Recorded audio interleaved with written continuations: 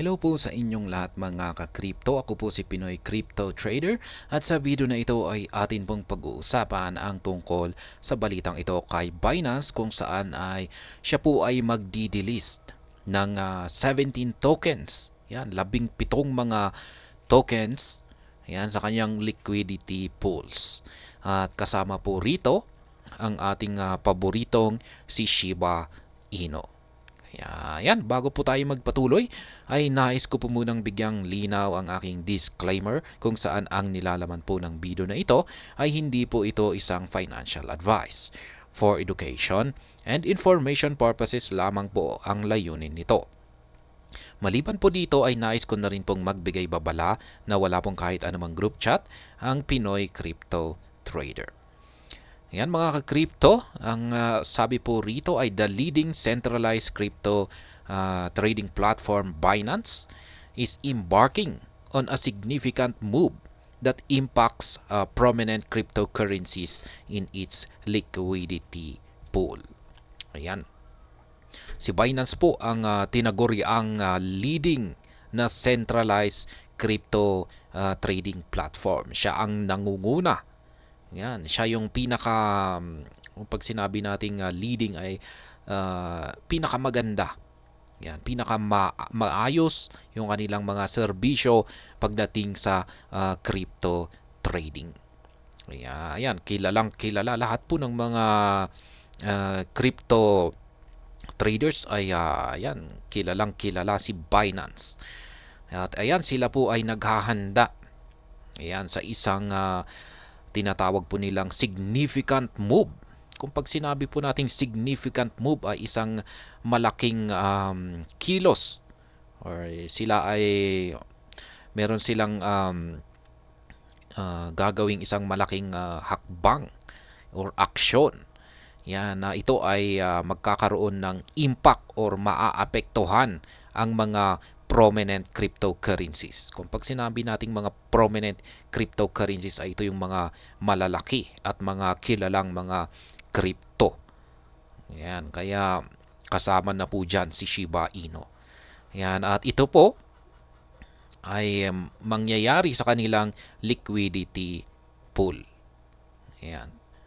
Kaya sa madaling salita ay si Binance ay naghahanda yan ng isang malaking pagkilos or update na makakaapekto sa kanilang mga cryptocurrencies dito sa kanilang liquidity pool. In a recent statement, Binance announced its intention to delist at least 16 digital asset pairs from Binance Liquid Swap. Ayan, nagbigay naman po sila ng announcement.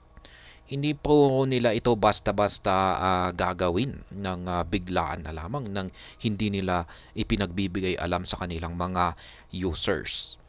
Ayan, 16 at least 16 na mga digital asset pairs. Ayan, sa kanilang Binance Liquid Swap. Ayan, to be delisted, cryptocurrencies from Binance liquidity pools are pairs of the Binance stablecoin BUSD. Ayan, yung mga madidelist na mga cryptocurrencies na ito. Ayan, sa kanilang sa Binance liquidity pool ay yung mga pairs, mga digital pairs. Ayan, na nakapares dito kay BUSD. Yan ang stablecoin ni Binance kasi alam na po natin na ayan, mawawala na po talaga ang BUSD. Kaya nagtatanggal na po sila ng mga digital pairs. Kaya yan lamang naman po.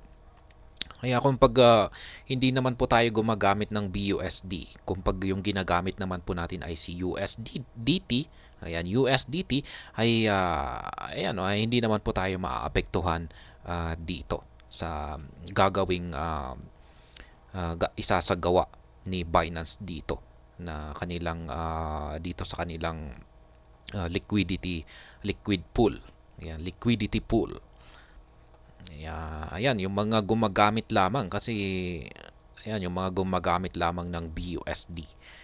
Specifically, they include BUSD pairs of BNB, Bitcoin, Cardano or ADA, Ethereum, Litecoin, Shiba Inu, Polygon, Solana, Uniswap, Chainlink, and Dogecoin. Yan po yung mga kilala mga prominent na mga cryptocurrencies na yan nakapares po sa BUSD ang matatanggal. Yan. Mga ayan po silang lahat. Yan. Basta nakapares ang mga ito sa BUSD ay tatanggalin na po ito. Binance will remove stable coin pairs including BUSD, DAI, and BUSD USDT. Yan, tatanggalin na rin nila yung mga stable coin na pairs. Ibig sabihin ay stable coin na nakapares sa stable coin. Katulad na lamang nito. Yan, si BUSD at saka si USDT. Yan, at saka si BUSD at saka si DAI. Yan, mga stable coin pairs. Basta mga stable coin yan, na nakapares kay USDT ay tanggal na rin po yan. Kasi talagang tuluyan na pong tatanggalin ang BUSD dito kay Binance. Kasi meron na po tayong nailabas na balita tungkol dyan kung bakit tinatanggal na ngayon si BUSD. According to the notification, the exchange will carry out the removals next Friday, October 27. Ayan. Ayon po kay Binance ay isasagawa po nila ang pagtatanggal sa mga cryptocurrencies na ito dito sa paparating na araw ng Biyernes, Friday. Yan, October 27. Ngayon po ay October 23. Kaya meron na lamang ilang araw ang nalalabi. Ay yan, tuluyan na po nilang tatanggalin yung mga BUSD pairs na ito. Ayan. Kaya tanggal na po sila. Why is Binance removing the pairs? Ayan. Bakit nga ba tinatanggal ni Binance ang mga pares na ito, digital pairs na ito na nakapares kay BUSD? Notably, Binance gave no specific reasons to delist the over 16 pairs from its liquidity pool. Ayan, wala daw pong inilabas na malinaw na dahilan si Binance kung bakit nila i-delist yung higit sa 16 pairs sa kanilang liquidity pools. Instead, it offered a generic explanation for the action. Yan, ang ginawa na lamang ni yung binigay raw na paliwanag ni Binance ay nagbigay sila ng generic na paliwanag. Yan, sa kanilang ginawang or gagawing delisting na ito. Kung pag sinabi po nating generic ay yung napaka-general yung kanilang paliwanag, yung parang hindi malinaw, parang sabihin natin na hindi malinaw yung kanilang paliwanag. Yan. Yan. In particular, the exchange stated that removing the prominent trading pairs aligned with its periodic reviews of liquidity pools to concentrate liquidity, reduce slippage, and provide users with better transaction prices. Yan po yung naging paliwanag ni Binance. Yan, kung bakit nila tinatanggal yung mga nabanggit na trading pairs dito. Ito raw po ay meron daw po itong kaugnayan sa kanilang periodic reviews sa kanilang liquidity pools. At ang dahilan kung bakit nila ito ginagawa ay para magkaroon ng concentration sa kanilang liquidity. Yan, magkakaroon ng parang matututukan nila yung kanilang liquidity. At maliban dyan ay ma-reduce yung slippage. Yan, sa mga traders, yan ay yung madalas mag-trade, yung mag-buy and sell dyan, ay yan, sila po yung nakakaranas dito. Yung slippage, yung tinatawag nilang slippage. Sa mga hindi nakakaalam, yung slippage, kung pag bumili ka sa isang presyo, yan, bumili ka sa isang presyo. Yung presyo na ito na nakikita mo mismo sa platform ni Binance, yung nagre-reflect sa kanilang platform. Tapos bumili ka sa ganyang presyo. Yan. Tapos nung nabili mo na ito, na-process yung transactions. Tapos nakita mo na hindi mo pala ito nabili sa ganyang presyo. Yan, biglang yung presyo na ito ay nagbago kaagad. Kaya ayan po ang slippage. Kaya tinawag po yung slippage, parang nadulas. Ayan, ngayon dulot po yan ng kakulangan sa liquidity, yung slippage na yan. Kaya ayan, para mas matutukan nila yung liquidity or mas magkaroon ng liquidity, ay yan, ginagawa po nila ito, yung pag-delisting na ito. Ayan, at yan yung sabi pa rito ay to and provide users with better transaction prices. Ayan na nga. Para yung mga users, yung mga tayong gumagamit kay Binance ay talagang makukuha natin yung tamang presyo or transaction prices.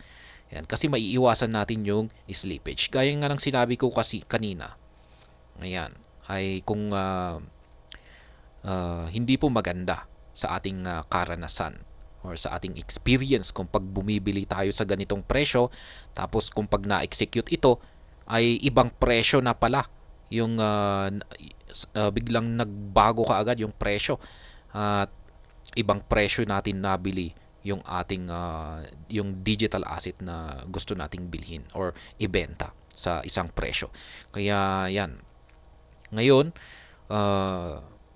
kung pag maayos na ito, ayan, kung pag sabihin natin ay hindi na maayos na yung slippage or hindi na ito nagkakaroon ng slippage, ay siyempre magkakaroon tayo ng better transaction prices. Hindi na mangyayari, hindi na maiiwasan na natin yung maiiwasan na po nating makaranas ng slippage kung saan ay kung bumili tayo ng isang crypto ay yung presyo na nakita natin sa platform ni Binance ay yan din po yung makukuha natin na talagang presyo. Diyan talaga natin na nabili or na-buy yung ating crypto. Kaya ayan, yan lamang po. Kaya maganda po yung ginagawa ng Binance dito. In other words, the decision is in line with its dedication to guaranteeing an enhanced trading experience for its user base. Ayan, talagang tinututukan talaga nila yung yung user experience. Ayan, user trading experience. Kasi maganda po talaga yan kasi yung bilang isang trader, yung hindi po talaga maganda sa mga trading platforms ay yung slippage. Yung binili mo sa ganitong presyo tapos biglang i-check mo sa transactions ay nagbago yung presyo. Yan, kasi na-slippage, nadulas yung presyo ng biglaan. Kaya yan yung mga exchanges na dapat nating iwasan. Ayan, magkakaroon lamang imbis na magkakaroon tayo ng profit ay magkakaroon pa tayo ng loss. Kaya maski magaling tayo sa pagtitrade pero lagi naman tayong nabibiktima ng slippage ay wala din. Following the removal on October 27, Binance liquidity pool traders holding positions in the affected pairs will automatically receive their assets on the date in the spot wallet. The exchange added, deposits in the liquidity pools will be calculated based on the prevailing composition ratios of the corresponding pool. Ayan. Kapag sumapit na po ang October 27, at ayan, may mga traders pa rin na naka-open yung kanilang positions. Ayan, may mga positions na bukas sa mga naapektuhan na pairs o pares, ay automatic po ito na maisasara. Ayan, automatic pong maisasara ito at mismong si Binance ang maglalagay sa kanilang corresponding assets, ayan, sa kanilang mga spot wallet. Kaya yan. Kaya bago po sumapit ang October 27, kung pag meron po tayong bukas dyan na trading positions, ayan, na nakapares sa mga BUSD, ayan, sa BUSD, mga pairs na nakapares kay BUSD ay ayan, isara na natin yan para ayan, pwede naman kung hayaan na lamang natin kung ayaw nating isara at hintayin natin yung October 27. Yan, kasi kusang si Binance na ang magsasara sa mga lahat ng mga maka-open positions. Yan. Kaya yan, ito lamang po ay sa mga open positions. Yan, mga trading pairs na nakapares kay BUSD, yung nabanggit po natin kanina. Ayan, ang sabi pa rito ay meanwhile, platform users may withdraw their position before the removal date. Also, Liquid Swap user cannot add liquidity for any of the 17 pairs from Monday, October 23. Ayan, ngayon na po yan. Monday, araw ng Lunes, October 23. Hindi na po pwedeng magdagdag ng liquidity ang mga users dito sa Binance Liquid Swap. Yan, sa kahit anumang mga pairs. Yan, sa mga 17 pairs na nabanggit natin dito kanina. Yan, ngayon po yan. Umpisan na po yan ngayon. Yan, sa mga liquidity pools.